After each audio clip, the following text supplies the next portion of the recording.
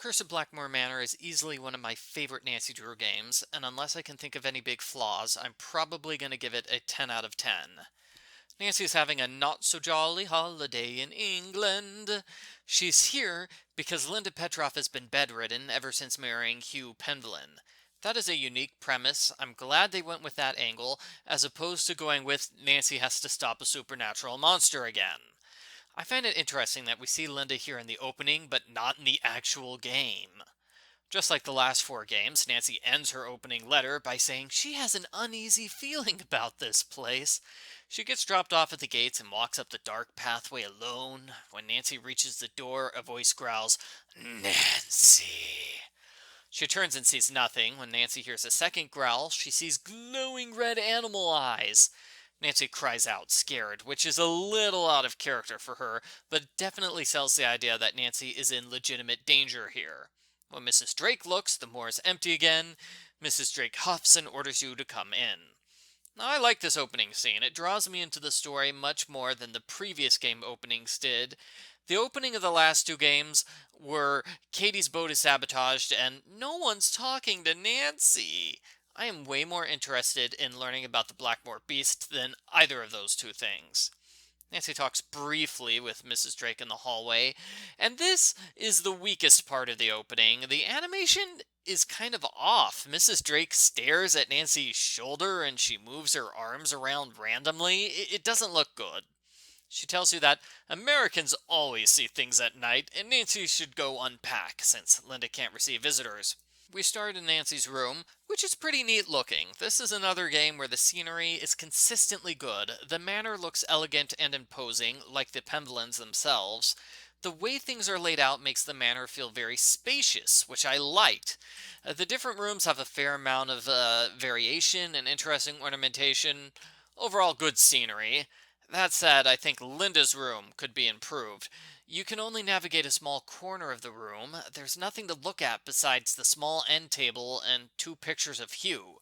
The rest of the room is dark and covered with sheets. It works because Linda herself is dark and covered with sheets. The scenery definitely matches her closed off personality, but it's still the least interesting room of the game. I wonder if they originally planned to have a puzzle or an item here, but they had to replace it with a placeholder background because there wasn't time to finish making the entire room. The first time you go to Linda's, you overhear a fight with Hugh. I think the scene is supposed to make it seem like Linda's out of control, but it sounds more like Hugh is a terrible husband. He accuses Linda of faking everything, and he refuses to come back home to help her. Hugh is being a huge jerk. Linda switches between creepy and angry when you talk to her. This is well done. It's some great voice acting here, which is magnified by the fact that we hear Linda but don't see her. I especially like her evil chuckling here at the start. Linda warns you that the manor is dangerous. She scolds Jane for interrupting the conversation, and she tells Nancy to go home because there's nothing she can do. Nancy cracks a joke to ease the tension, and Linda stops talking completely. I didn't like how Linda constantly refuses to talk to you in this game. It's annoying, and I'm not sure why Nancy puts up with it. I would threaten to drop the case unless she says something. Linda, I came here to help you. You could at least talk to me. With the other characters, at least there's a line of dialogue to indicate the conversation is over. With Linda, there's nothing. She says nothing. No matter how many times you click on her, eventually Nancy leaves the room awkwardly. After this, Nancy gets a phone call from Linda's worried mother. Mrs. Petroff is a poor phone contact. She has little to say, and none of it is very interesting. I would remove her from the game entirely and replace her with Hugh, who is a better phone contact. He's directly connected to Blackmoor Manor and all the people there, while Mrs. Petroff is not. That makes him more useful to the case. It'd be good if Hugh was the one who automatically called Nancy here. He could give his side of the story, explain what happened in the argument Nancy just overheard. After you meet Linda, you can meet Jane. Jane is creepy looking, in my opinion. Her head seems a little too large for her body. She's excited that you're staying at the manor because she wants another victim. I mean, she wants another friend to play games with. Jane asks you to play games with her twice in this conversation. The poor child is obsessed. Jane claims she saw a woman dressed in black leave the curse on Linda's nightstand. That's when Linda's illness started. But when you ask Linda about it, she claims Jane is making things up. Yes, she got a message, but it's none of your concern. It sounds like it's exactly Nancy's concern, but believe what you want, Linda. Jane's room is neat to look at. On one desk is a photograph of Jane's real mother. Jane doesn't look like either of her parents, to be honest. There's also the Mutus Liber, a book full of clues for the Pendulum puzzles. I like the idea of having clue pictures without any words. I don't think it worked as well as it could have, but it was still a neat idea. The other desk has Jane's lesson plans, a picture of her dead guinea pig, and a poster for Brady Armstrong's new TV show. I have no idea how that jerk still has an acting career. Jane also has a paper on Norse runes for a puzzle, as well as a large family tree. Click on any name, and Jane will tell you about that person's life. I can't believe they did this for a few dozen people. That is major dedication on the part of the developers. Jane also has a book on monsters. Nancy flips to the chapter on werewolves, which matches almost perfectly with what's happening to Linda. Is she becoming a werewolf? Just like Danger on Deception Island, the author is an expert with a Russian accent who left her phone number inside the book so Nancy could cold call her. I don't know why they had such similar characters so close together. Paliki Vadas is somewhat interesting, even though she doesn't do much besides say werewolves are real in 10 different ways. I love that you can call her later on and there's a voicemail of her fighting a werewolf. That was hilarious. When you leave Jane's room for the first time, you meet her tutor Ethel. Ethel is mildly creepy. I don't think she's as terrifying as some people make her out to be, but she's definitely a little off, especially the way she appears out of nowhere and talks in half riddles. She's fairly polite when meeting Nancy, then she turns to the side and slides through the doorway, which is a weird looking animation. I can't tell if Nancy's being a jerk who's blocking the door, or if Ethel's going far out of her way to avoid touching Nancy. Maybe both. Mrs. Drake is in the conservatory, which has a large staircase. Maybe it's too large. Going up and down the stairs a lot is a pain, but at least there aren't any navigation issues with it. The water fountain is empty, there's a plaque about John Pendleton's plants, and there's a large carnivorous plant that will eat Nancy if you click on it. It's such an odd death scene. I think it's hilarious. You see her legs desperately kicking for help as the plant swallows her whole. To get that far into the plant, she must have done a headfirst dive off of the second floor. Mrs. Drake is bossy. She orders you not to be a loud teenager and tells you not to distract Jane. She will not countenance any histrionics about the creature outside, and Nancy can't argue against that because Mrs. Drake used a lot of big words. She says you can't go outside to investigate because that would get mud all over the floors. The floors are amazingly shiny. Do they mop them regularly? I don't think there are any servants at the manor. Maybe Mrs. Drake cleans everything herself. Mrs. Drake isn't all pomp and circumstance. She talks about when she and Alan were kids. They used to annoy their governess with silly rhymes, and that's cute. She also talks to her plants in baby talk. I like how we get to see another side of her. Sadly, we only see one side of Nigel Mukherjee. That's the boring side. He's a really boring guy, and that's it. He's a historian who's doing research for a book on the Pemberlins. He hopes he can make it into a scandalous tell-all, but since he and interesting are not on speaking terms, there is no chance people will want to read his book. Nigel gives you some gossip. The Pemberlins guard a secret family treasure. Eleanor Pemberlin was convicted of witchcraft. There's a wolf-like beast which prowls the moor. It could be Eleanor's husband. And Nigel is mean to Nancy because she doesn't know who Oliver Cromwell is. Okay, so we do see a second side to him. The jerk side. Did I mention how he looks? I think he's trying to look scholarly with a vest and a huge brown coat. It looks more like his mother dresses him. The door to the upstairs hallway is locked. Near it is Lulu the parrot. Lulu makes scary ghost sounds until you pull off the curtain and see her. Lulu's kind of loud and annoying, but also fun. She makes funny jokes and references, and she gives you hints. I think the only real problem with Lulu is that there was no attempt at all to match her mouth movement with her dialogue. Her mouth just opens and shuts no matter what she's saying. Nancy's room has an alarm clock, which works just like the ones from previous games, which is a nice throwback. Nancy wakes up at 3:15 a.m. to the sound of creepy chanting. Nancy says she should leave the room and have a look around, But I don't know why. There's nothing for her to see. The manor's totally empty.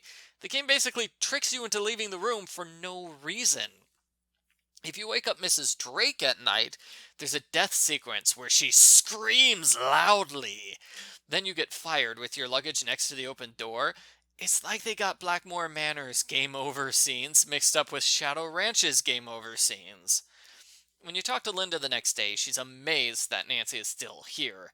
Nancy made it through the entire night, so she's either incredibly brave or incredibly jet lagged. Linda is so impressed that she tells the truth. She found the curse of Blackmoor Manor inside a hidden passageway. Someone wrote down the curse and put it on Linda's nightstand. No, we can't see the note and double check everybody's handwriting. That would be too simple. Linda refuses to tell Nancy where the secret passageway is, but Jane promises to tell you if you beat her in a game of Bull. Bull is reused from Secret of the Scarlet Hand. I think I like this version of Bull better, which is kind of weird to say because it's basically the exact same in both games. The only real difference is that the game decides what Jane's moves are.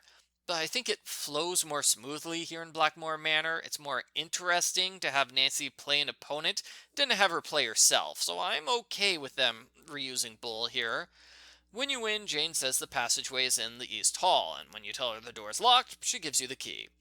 I wish Jane gave you a hint or something about the East Hall puzzle, because it's a little tricky to figure out on your own. You want to move the hands on the dragon statue so they match the coat of arms on the door. Even though the dragon has 6 hands and the coat of arms has 6 spaces, I didn't draw a connection between the two of them the first time I played the game. When you get the hands in place, the dragon makes a burping sound. I think it's supposed to be a roar. Yeah, no, it's totally a burp. The wall turns, revealing the hidden passageway. It's too dark for Nancy to explore. That's it for the East Hall. It's such a tiny area, it hardly deserves to be called a hall. It's more like a closet. It's sparsely decorated, but all 3 things here are used for puzzles, so at least the game is making good use of the tiny space. You can ask Mrs. Drake for a flashlight, but she doesn't know what that strange American word means. I thought it was kind of neat how the game explains they use the word torch in the United Kingdom. I didn't know that. Jane has glow sticks. She gives you one if you get a high score on Petroglyph Punch. This is another game. You move glyphs around the board, you click on a spot and another spot to switch the 2 glyphs. You want to get at least 3 in a row, and there's a shuffle button in case you get stuck and can't find any matches. This is an okay minigame. I like how it uses the petroglyphs from the previous game. Jane's glow sticks are on a timer. After, I don't know, like 15 minutes, her glow stick dies and you have to go back to her and play Petroglyph Punch again for a second glow stick. I didn't like being forced to replay Petroglyph Punch multiple times, although it's possible to get through the game with just one glow stick. I like how Petroglyph Punch automatically ends whenever you get the high score. That's much better than Model Match from Danger by Design, which forces you to wait for the timer to run out. And since the game auto ends, there's little chance of me accidentally getting a high score, which is so high that I can't top it the next time I play the game. You take the glow stick to the hidden passage. I find it annoying you have to solve the Dragon Hands puzzle every single time. They should have had the game auto-solve the puzzle for you after you get it the first time, just like they did with the locked Acapis in the previous game. So that's a minor complaint, it's not really a big deal. The hidden passage leads to a creepy eyeball picture on a locked door. I don't know if Nancy pulls apart the 2 halves of the eyeball or what, but when you click on it, the eyeball disappears and you see a parrot puzzle. The first word in the chain is barber. When Nancy asks Lulu, she insists on getting the magic word. Mrs. Drake says the magic word is Lulu is a very, very clever and beautiful bird. That's not a magic word, that is 9 magic words. A magic sentence? Lulu says the next word is leech. You're supposed to go back and forth between Lulu and the hidden passageway after every single word, but that takes a long time and it's almost guaranteed to destroy your glow stick, so I always skip it. You can easily guess what the matching words are. Baby, bonnet, ant, hill, picture, book. If you do go back and forth with Lulu, she asks for a cake. You need to look up the ingredients on Nancy's phone, then bake a cake in Jane's room. It's a fine puzzle, even if it's an obvious repeat of the sandwich challenge from Danger on Deception Island. Like I said, I always just skip it. Once you get past the word puzzle, you end up in a one-way passageway, which has half of the triangle puzzle, as the lid indicates you want to turn all the triangles upwards. And that's actually kind of clever the way the lid works. It gives you the clue as to how to solve the puzzle without any words. The next time you exit the East Hall, you run into Ethel. She warns you about exploring the manor, then she leaves. I feel like this is the only normal conversation you have with Ethel. It's the only time where you can choose a topic, and that's a minor problem with Ethel. Because she doesn't have a regular location, you don't talk to her that much, and her conversations are basically limited to threatening Nancy. This doesn't stop Ethel from making an impression, but I wish there was more to talk to her about. Nancy tells Linda she didn't see the curse, and Linda reveals there's a second hidden passageway behind the gargoyle. Linda unlocked it by accident when she fiddled with the gargoyle. If you try to do the same thing, Nancy moves it twice and gives up. Nancy, stop being so lazy. The gargoyle is featured in the portrait of a man who doesn't have a coat of arms. Nigel says it's Corbin Penbelin, and he agrees to show you Corbin's coat of arms, but first, a typing challenge. Random letters and numbers appear on screen for a minute. You use your keyboard to type them. If you get enough correct, you pass. This is not a fun challenge, and it doesn't really test your typing skills at all. It'd make way more sense if you had to type out a sentence, not random letters. When you solve the challenge, Nigel gives you a handwritten stack of his memoirs. They are boring and long-winded.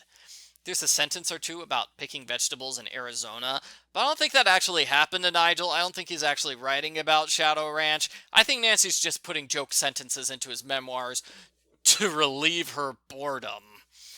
Nigel's computer background is him at Wickford Castle, which is cute.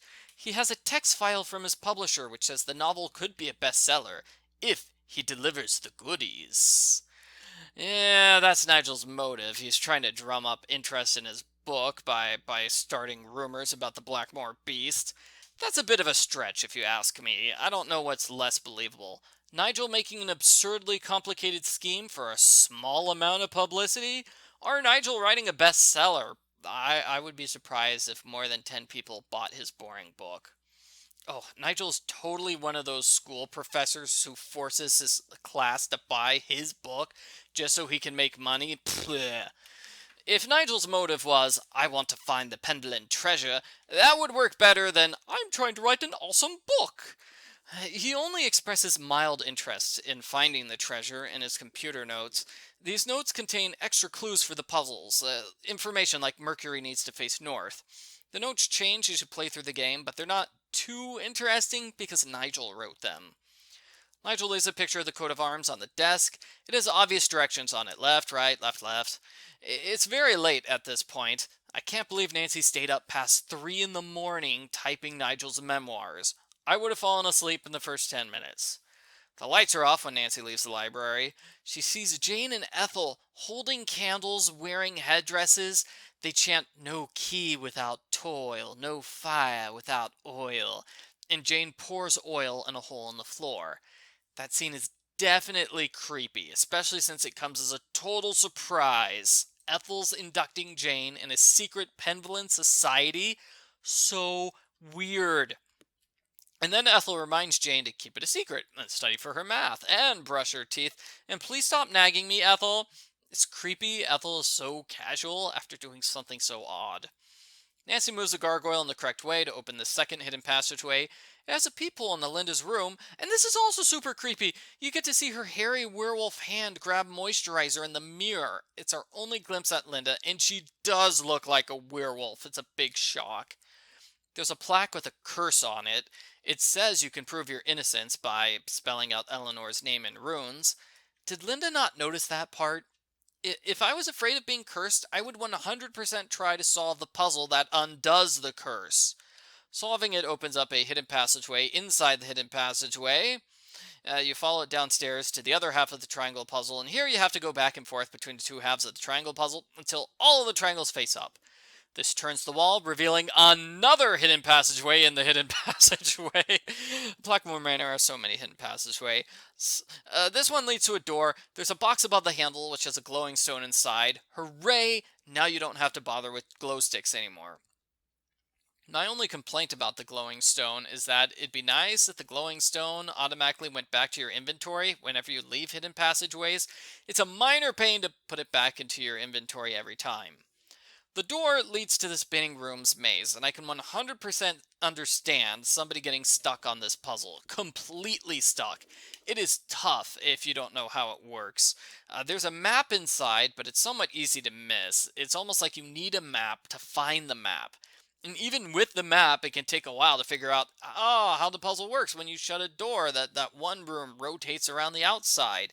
Maybe they could have made the puzzle easier by having two rooms that rotate around the outside, not just one.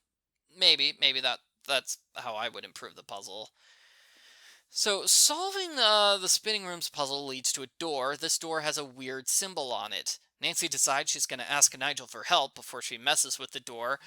This seems unfair in my opinion. You have to solve the difficult spinning rooms puzzle. You look at a door for 5 seconds, then you turn around and do the spinning rooms puzzle in reverse. Ugh, it's a pain. I think they should have put the alchemy puzzle door before the door to the spinning rooms. That way you have to do the spinning rooms 2 fewer times. Nigel tells you the symbol on the door is an Ouroboros, which signifies alchemy. And that's a simple puzzle. You look up chemical formulas on Nancy's phone and you enter them on the door. This gives you access to the Pendlin Secret Forge, which is surprisingly well lit considering that it's deep underground. The forge is turned off right now, but it's fairly obvious you use it to make the key for the keyhole in the wall. Even Ned figures this out without much trouble. Ned automatically calls you after you first leave the forge. It's not much of a conversation, to be honest, but I guess it's nice to hear from Ned. You want to get ear to the forge by solving the Aeolus puzzle. You move Aeolus around the board, going 1 or 2 squares at a time. Your goal is to land on all 4 winds while not being blown into a hole. I'm not a huge fan of this puzzle because the winds move randomly. If you have bad luck, you can lose over and over. But there's also a little bit of strategy because you decide where to go and what order to tackle the winds in. So the puzzle isn't all that bad. There's a statue of Aeolus in the corner of the room. Wow, that guy is buff. There's a desk with notes from all the various Pendlins. Their secret society was designed to protect the family treasure behind a long series of puzzles that only their descendants can solve. That is a neat premise, and I like it, although I take issue with Alan's puzzles. One is the computer and the other is Lulu. Unlike the other puzzles, there's no way Alan's puzzles will be intact and functioning 200 years from now. He's unintentionally ruining the cool family tradition. I like how the Pendulum puzzles are scattered all over the manor, and I especially like how you can solve them in any order you want, anytime you want. The game is open-ended like that, and I love it. In general, you need to find 6 decorations for the columns in the main hall. For the wand, you take a side pathway in the gargoyle passageway. This leads to a pair of hands, which control the statue in the library. When you move the statue, Nigel screams and runs away, which is hilarious. The next time you see Nigel, he's covered up the statue with a sheet, and he wants to leave the manor forever. That's also hilarious. Nancy got revenge for hours of tedious typing. Ha ha ha! The left hand controls the direction that the statue faces, and it's easy enough to get the statue to face Nancy because there's a peephole here you can instantly see if you got it correct. The right hand controls the direction of the eyes, but you can't see those through the peephole. You have to go all the way back to the library and hope you got it correct. It's just random guessing at this point. I've had the displeasure of going back and forth between the library and the hand controls multiple times until I got the right answer. That was a huge pain. You want Mercury's eyes to face upwards. It sort of looks like he's rolling his eyes. I think it's kind of silly. For the helmet, you go inside the well that's to the right of the spinning room door. There's a crumpled up paper inside the well, which is easy to miss. The letter says Uncle Roger gave Jane something to help her guinea pig.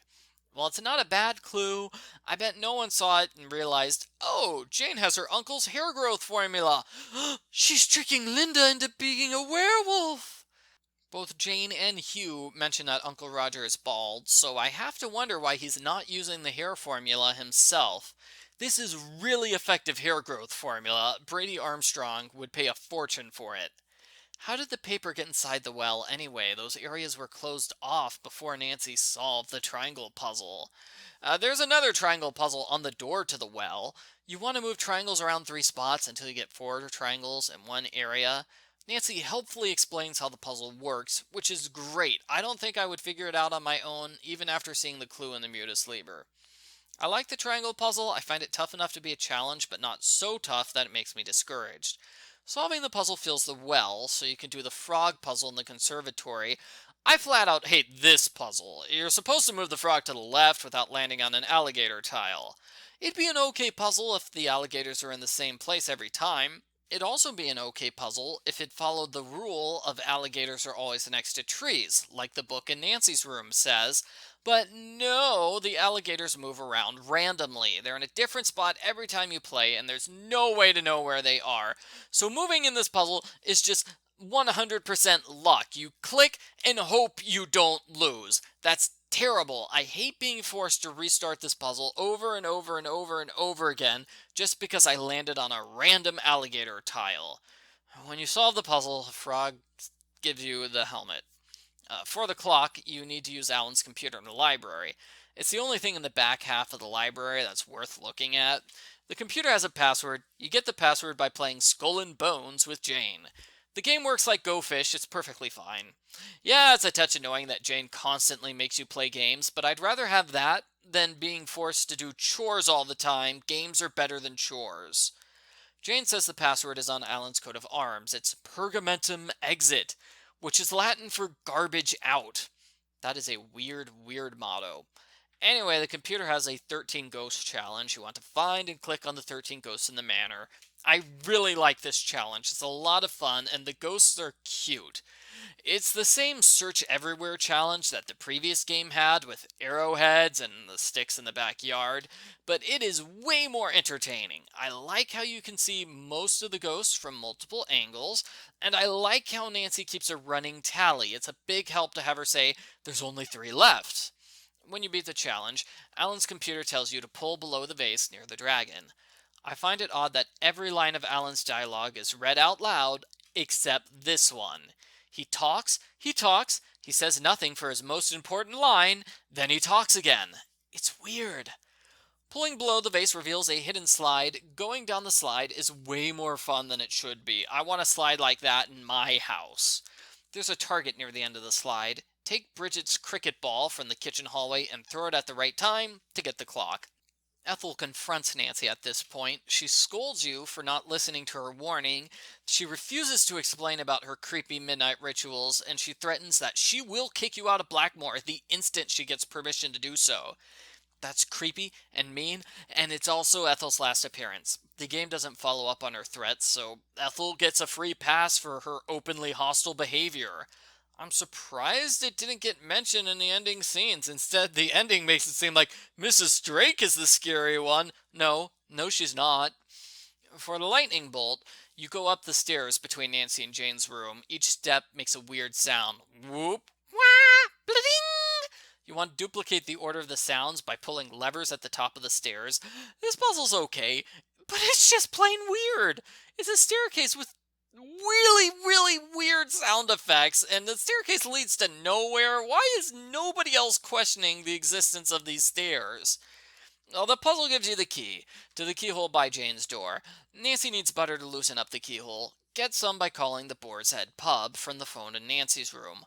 Tommy answers the phone, and he is a surprisingly fun character in an otherwise dark and serious game. He's got loop-de-loop, bangers and mash, pinky and perky, and a dog's eye, and they're all Robin Hood. I like learning about Cockney rhyming slang. It confuses me, but it's still cool. Even Mrs. Drake likes it. He asks if you want Uncle Fred and Johnny Rudder, which is bread and butter.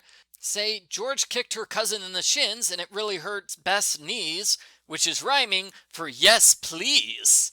Tommy will deliver the food. Nancy saves the butter for use on the keyhole. This gives you a slider puzzle, which is a little difficult. You want to move things around to match the tapestry in Jane's room. I'm okay with this puzzle, but I can totally understand why some people hate it. Nigel's computer has notes on the various tiles and what they represent, like, the jester represents folly. When did Nigel go into Jane's room and why? Did she lure him there to play games? I have more trouble with the star charts puzzle than Jane's slider puzzle. You're supposed to match the star charts in Nancy's room to Bridget's coat of arms to her puzzle box in the corner. That flat out confuses me. Nancy's phone has more information on stars, but that just adds to my confusion. The good news is there's a song about Bridget. You can hear Jane or Ethel or both of them sing the song, and it is a great song. I love it. I can still remember it years later. You set the various sides of the puzzle box so they match the colors on the coat of arms. That gives you a telescope lens. Use it under the window seat for a simple puzzle where you click the 12 astrology signs in order. It's a lot like the Zodiac puzzle at the end of Message in a Haunted Mansion. The correct order is on Nancy's phone, in case you don't know it, which I don't. That puzzle gives you the moon. Then you ask Jane for a telescope. Jane forces you to play a game for the telescope. This time, she wants you to solve a weird-looking jigsaw puzzle in under 5 minutes. This puzzle is a downright weird-looking picture of rabbits. I find it odd that half of Jane's games are single-player. You'd think Jane would want Nancy to play games with her, but she's totally satisfied to sit and watch Nancy play a game alone. If I watched someone do a jigsaw puzzle for 5 minutes, I would be bored. Jane puts the telescope in Nancy's room. You use the telescope lens on it to see 5 symbols for the Betty game in the hallway. Before you can use the game, you have to get the crank from Mrs. Drake. She'll give it to you if you put all her seedlings into a box, so you're doing a chore in order to do a chore in order to do a chore. But the seedling puzzle is a fun puzzle. It's a variation of the books puzzle from Danger on Deception Island, and I think I like this version better because there are more shapes to play around with. Rather than just a bunch of different books, which are all basically the same shape, you have a bunch of different seedlings that are different shapes. It can be kind of a tough puzzle. I like how there are many solutions to the puzzle. That's good. I wish Mrs. Drake returned with a crank as soon as you solve the puzzle. Instead, you're supposed to leave the conservatory and immediately come back to get the crank. That's a minor pain. But with Mrs. Drake gone, you can see she takes allergy pills, and she has a legal document protected by a mean plant. You feed it a slice of turkey, and you find out that Mrs. Drake inherits half the manor if Linda moves out in the next 6 months. That is a weird habitation clause, but it definitely sounds like something the Pemblins would come up with. Like Nigel's motive, I don't think Mrs. Drake's motive works very well. This is the only place where she shows any interest in getting the manor. I'd be more willing to believe Mrs. Drake is sabotaging Linda because she doesn't like Linda. You use the crank on Betty's machine, click on the 5 symbols in order, and she wagers an arrow. Then you play a game of Go Fish with her. I'm fine with this puzzle, even though it's a little long and Jane just forced you to play the same basic puzzle for the computer password. I'm okay with Betty's game. There are also several haunting scenes in the game, which is good. It's sort of like Message in a Haunted Mansion that way. Nancy finds scratches on her doorway. The culprit leaves her a note. The culprit leaves Jane a note. Nancy has a nightmare where she sees Pendleton portraits and a werewolf shadow outside the window. It's creepy. If you leave Nancy's room at night, you can see the woman in black floating down the hallway. When Nancy follows, she sees electric eyes. That's how the culprit scared her at the start of the game. This is neat to know. I would complain if the glowing eyes weren't explained. I am a little annoyed that Nancy doesn't chase after the culprit right away. Instead, she stands in place and politely waits for the woman in black to leave before following. Nancy had the perfect chance to sneak up on the culprit here, and she missed it. The other optional scene I see a lot is Mrs. Drake arguing with Linda over her meal. Mrs. Drake puts a charm on her door, then leaves. Mrs. Drake claims it's supposed to help Linda, but I'm not so sure about that. When you get all 6 decorations, you open up the pillars and rotate the pipes so they connect. Nancy comments when you have the correct solution. Then you light the forge with the wand. And this is a fun little challenge. You run through the manor and tap all 3 gargoyles quickly, and you use the awesome slide again. It's fun. I would like doing that in real life. Nancy comments when you get this one right, too. Next is the key puzzle, which is a pain. You want to match the picture in the Mutus Liber with the various coats of arms. It's kind of hard to do without drawing it out on a piece of paper. I always look up the solution myself. Nancy comments when you get it right. Make the key in the forge, and you put it in the keyhole to reveal that Jane is the culprit. She's been following you all along to get the treasure.